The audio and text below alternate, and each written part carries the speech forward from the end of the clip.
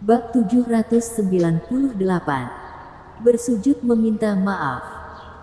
Feli Luo dan beberapa orang dari aliansi bela diri meninggalkan Nanjiang dengan bantuan Senang Miao yang menunjuk jalan. Tiang besi tentunya juga ikut ke sana. Adanya pengawal hebat sepertinya ikut ke sana.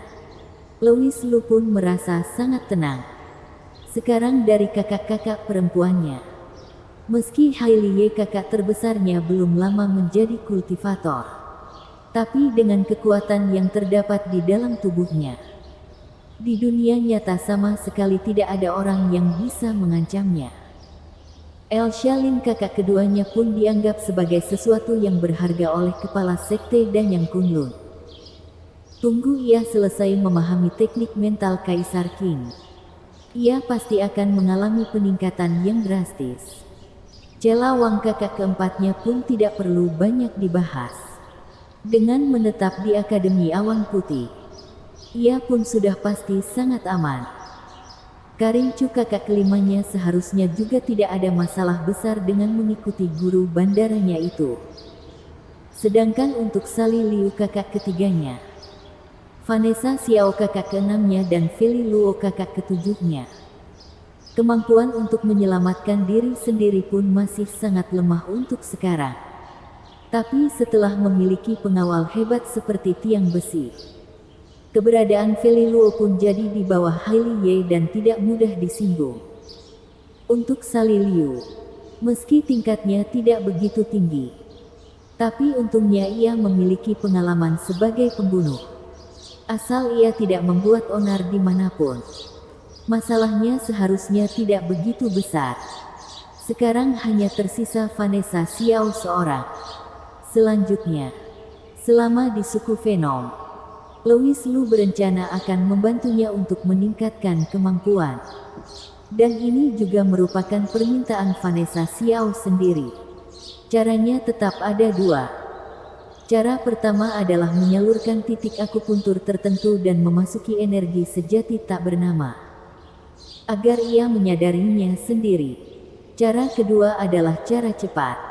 Seperti dulu Louis Lu ke Karincu, Vanessa Xiao tentunya langsung memilih cara pertama. Tentunya jika ia memilih cara kedua, Louis Lu pasti juga tidak berani melakukannya. Meski memiliki pikiran itu, setidaknya untuk sekarang tidak ada. Bakat Vanessa Xiao sangat baik. Ia pun bisa memunculkan seutas energi sejati dengan cepat. Karena sudah ada contoh kakak-kakaknya di awal, Louis Lu pun sudah merasa biasa. Namun Eli Miao dan orang-orang suku Venom malah dibuat terkejut akan hal itu.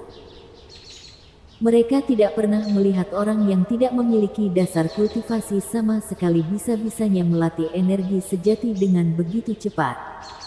Selain merasa terkejut, Eli Miao juga merasa sangat senang.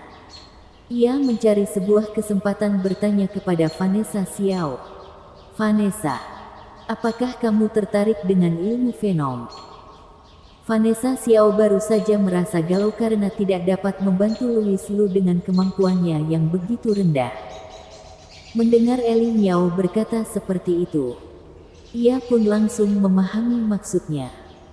Ia ingin membiarkan dirinya melatih ilmu Venom. Dengan memiliki keterampilan lebih, ia bisa saja memakainya untuk hari nanti.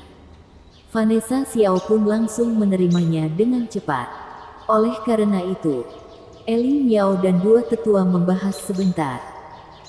Kemudian mereka bertiga memutuskan untuk bertukar gilir untuk mengajar ilmu Venom kepada Vanessa Xiao untuk mengamati bakatnya.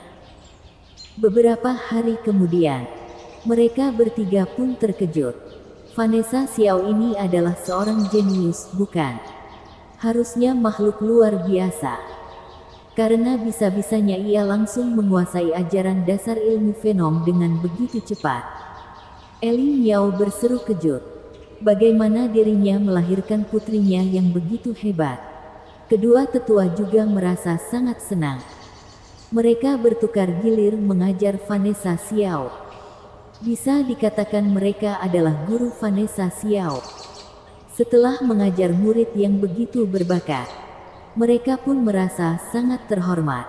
Akan tetapi, berbalik dengan rasa senang mereka, suasana hati Louis Lu pun terasa sedikit rumit. Karena apa yang mereka latih adalah ilmu fenom cinta. Jadi ajaran yang mereka turunkan ke Vanessa Xiao tentunya adalah ilmu fenom cinta juga. Setelah melatih ilmu fenom cinta, wanita yang mempelajarinya juga akan terlihat menggoda dari luar hingga dalam. Vanessa Xiao yang memang dari sananya sudah cantik pun akan menjadi wanita penghibur jika aura menggoda itu terbentuk. Bencana. Sebuah bencana. Louis Lu tidak berani membayangkan bagaimana bentuk Vanessa Xiao jika ia sungguh berhasil melatih ilmu fenom itu. Mungkin ia tidak akan kalah jika dibanding dengan Sally Liu. Hari ini, Eli Miao tengah mengajar Vanessa Xiao dengan senang. Kedua tetua juak berada di tempat. Awalnya suasananya berlangsung dengan sangat akur. Namun kedatangan seorang wanita tua malah merusak suasana hati orang-orang. Wanita tua itu menarik tubuhnya dengan rambut yang sepenuhnya memutih dan juga langkah kaki yang kesulitan. Sehingga ia perlu memakai tongkat baru bisa berjalan ke depan. Ia berjalan pelan ke hadapan Eli Miao mereka dengan langkah yang kesulitan. Meski sudah berubah menjadi seperti ini, tapi orang-orang dapat mengenali wanita tua tersebut. Wanita tua ini adalah tetua besar yang mencuri pil obat beberapa waktu lalu. Untuk apa kamu kembali? Orang yang berbicara adalah tetua kedua. Ia memasang wajah dingin maju ke depan dengan kerutan alis yang dalam. Ia sungguh tidak ingin menemui pengkhianat suku fenom itu. Tetua besar malah tidak membalasnya. Atau bisa dikatakan juga tidak ada tenaga untuk membalasnya. Sekarang ia sudah menjadi begitu tua. Setiap kali bicara pun seperti sedang menghabisi nyawanya.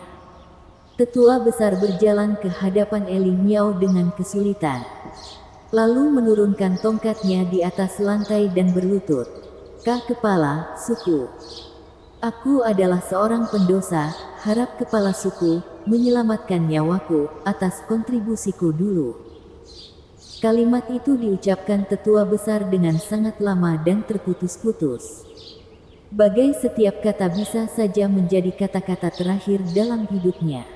Dulu, setelah tetua besar mengambil pergi pil-pil obat pemberian Louis Lu, ia pun mengira dirinya setidaknya bisa hidup puluhan tahun lagi dengan pil-pil obat itu. Namun dengan cepat ia menyadari bahwa pil-pil itu tidak berguna sama sekali. Setekah makan pil demi pil, tubuhnya tetap menua. Saat itu, tetua besar baru menyadari bahwa pil-pil obat itu palsu dan Louis Lu lah yang menipunya. Apa dayanya, demi berlangsung hidup, tetua besar hanya bisa kembali ke suku fenom dan meminta maaf kepada Eli Miao. Tujuan utamanya tentu saja bisa mendapatkan sebutir pil obat lagi dari Louis Lu untuk berlangsung hidup. Melihat tetua besar yang sudah berambut putih, Eli Miao merasa sangat sedih. Namun untuk kelakuan pengkhianatannya, ia masih tidak bisa memaafkannya dengan begitu mudah. Jadi ia seketika terdiam. Sedangkan tetua kedua sengaja berkata, "Apakah kamu tahu? Sebenarnya kita bukan kena kutukan dan pil obat yang diberikan Tuan Lu juga bukanlah obat penawar. Tuan Lu lah yang menyelamatkan kita. Sekarang kita sudah menyelesaikan masalah dasarnya. Lain kali kita juga tidak perlu berlangsung hidup dengan bantuan pil obat. Dan untuk dirimu, semua itu adalah akibat dari kelakuanmu sendiri." Mulut tetua kedua ini juga cukup tajam. Bagai sebuah pisau yang pelan-pelan menusuk hati tetua besar. Sehingga membuat tetua besar yang memang sudah menderita menjadi semakin tersiksa. "Tuan Lu, kepala suku. Aku mohon, biarkan aku temui Tuan Lu. Aku mau meminta maaf kepada Tuan Lu. Dan juga meminta maaf kepada Anda." Suara tetua besar terdengar sangat berat dan lemas. Namun air matanya malah terus bergulir. Dan ia bisa-bisanya bersujud menjedotkan kepala meminta maaf ke atas tanah di hadapan Eli Miao. Bersambung.